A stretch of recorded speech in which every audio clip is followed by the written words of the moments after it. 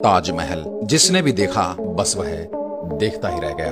दूर दूर से लोग मोहब्बत की इस निशानी का दीदार करने आते हैं, फोटो खिंचवाते हैं और यादों को संजोकर लौट जाते हैं। इस बेहद हसीन इमारत को देखने के बाद हर कोई इसके डिजाइन, सफेद संगमरमर और उस पर हुई बेहद खूबसूरत नक्काशी की बात करता है। लेकिन क्या कभी किसी ने सोचा है जिस बेगम के लिए ताजमहल बनवाया गया, क्या शाहजहां और मुमताज के प्यार में इतनी पवित्रता थी?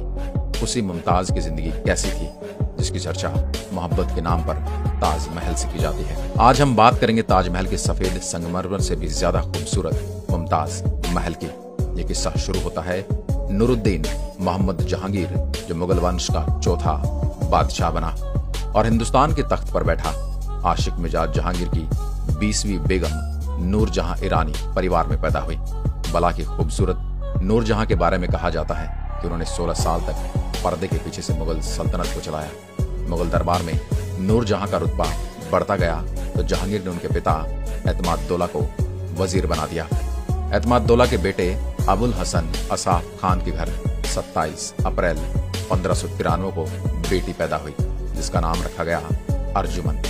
सीधे शब्दों में कहा जाए तो अर्जुमन चौथे मुगल बादशाह जहांगीर की बीवी नूरजहां की भतीजी हुई। कहते हैं अर्जुमन एक बार आगरा के मीना बाजार में घूमने निकली। यहीं पर पहली बार शहाबुद्दीन मोहम्मद खुर्रम ने उनको पहली नजर में देखा और देखते ही उन्हें दिल दे बैठे।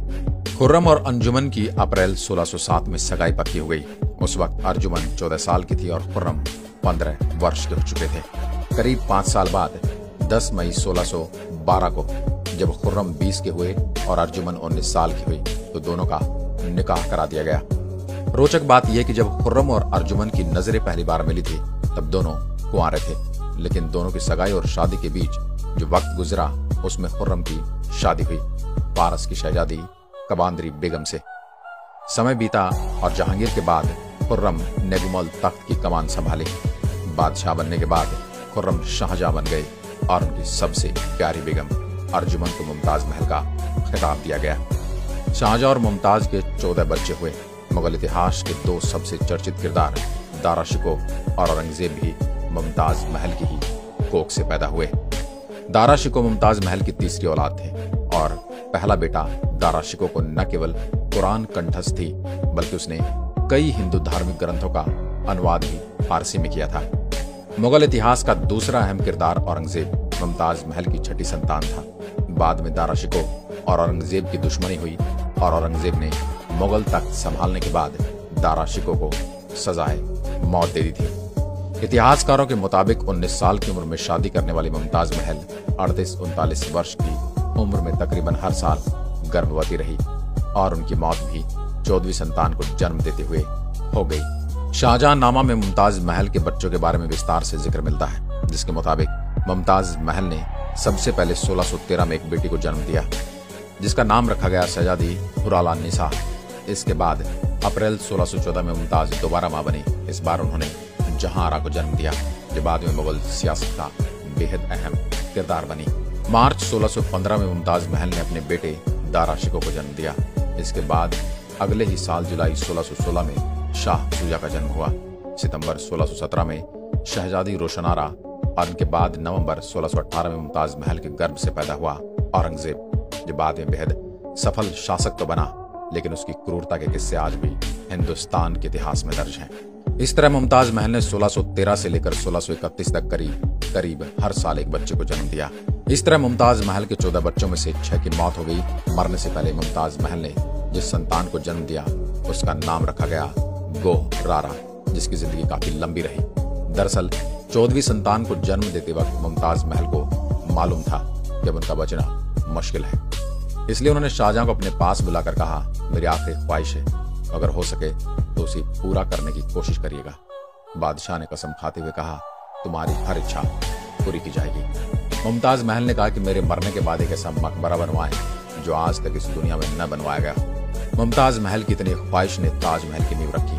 मुमताज की मौत के गम में शाहजहां ने पूरी सल्तनत में शोक का ऐलान कर दिया। मुगल बादशाह ने पूरे 2 साल मुमताज महल की मौत का गम मनाया। W. Vaguely of Sandy Desai ने अपनी किताब शाहजहां नामा और इनायत खान में लिखा है, मुमताज महल की मौत के बाद शाहजहां ने संगीत सुनना छोड़ दिया। लगातार रोने की वजह से उनकी आंखें कमजोर हो गई। पहले जब उनका एक भी बाल सफेद होता तो वह उसे खुदवा दिया करते थे, लेकिन मुमताज महल की मौत के 1 हफ्ते के बाद ही उनके बाल तेजी से सफेद होने लगे।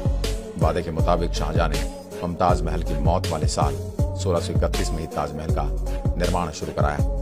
ताजमहल का निर्माण कार्य पूरा होने में 22 साल लगे। इसे बनाने के लिए शाहजहां ने यमुना किनारे उसी जगह को चुना जहां पर अक्सर मुमताज महल घूमने जाया करती थी। 20,000 मजदूरों ने दिन रात काम करके तब जाकर 1653 में निर्माण कार्य पूरा हुआ।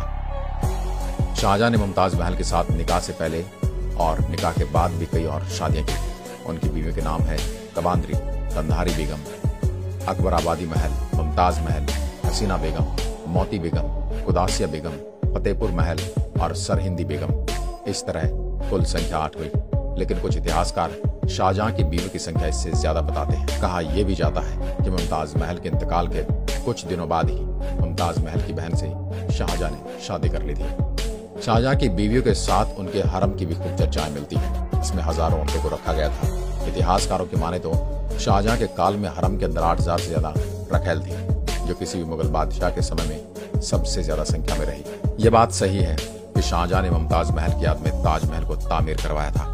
यह बात भी सही है कि ताजमहल दुनिया की बेहद खूबसूरत इमारतों में से एक है, लेकिन सवाल यह है कि ताजमहल को मोहब्बत की निशानी कहना कितना जायज है। बहुत से लोग ऐसा तर्क देते कि उस जमाने में कई शादियों का चलन था और राजे महाराजे हरम में रखेले रखा करते थे, लेकिन इतनी बीवियां होने के बाद शाहजहां मोहब्बत तो मुमताज से ही करते थे। मगर यहाँ पर एक दूसरा तर्क ये भी है। नूरजहां के साथ जहांगीर ने 20वीं शादी की थी, लेकिन उसने नूरजहां से शादी के बाद एक भी निकाह नहीं किया। जहांगीर का ही उदाहरण उसके बेटे शाहजहां पर लागू करें तो अगर मुमताज से बेपनाह मोहब्बत करता था तो उसने मुमताज की मौत के बाद एक और शादी क्यों की। इतना ही नहीं, मुमताज महल से पहली नजर का प्यार होने के बावजूद भी शाहजहां ने पहले मुमताज महल से शादी नहीं की थी, बल्कि उसकी पहली शादी पारस की शहजादी कबांद्री बेगम से हुई थी। ऐसे में शाहजहां और मुमताज महल के बीच पाकीज़ा मोहब्बत के दांव पर सवाल खड़े होते हैं। हमने तो मुगलिया इतिहास में दर्ज सारे फैक्ट आपके सामने ईमानदारी से रखे हैं। अब आप तय करें कि क्या ताजमहल को पवित्र प्रेम की निशानी माना जाए या सिर्फ एक खूबसूरत इमारत। क्योंकि सच तो यह है कि ताजमहल के आकर्षण के पीछे सिर्फ एक खूबसूरत इमारत नहीं है, बल्कि लोग ताजमहल को अलग नजर से भी इसलिए देखते हैं क्योंकि ताजमहल को मोहब्बत की निशानी कहा जाता है। अब इसे मोहब्बत की निशानी कहना सही है? कमेंट बॉक्स पर सवाल व राय जरूर रखें। वीडियो पसंद आए तो वीडियो को लाइक करें, शेयर करें और हमारे पेज को फॉलो करना ना भूलें। धन्यवाद।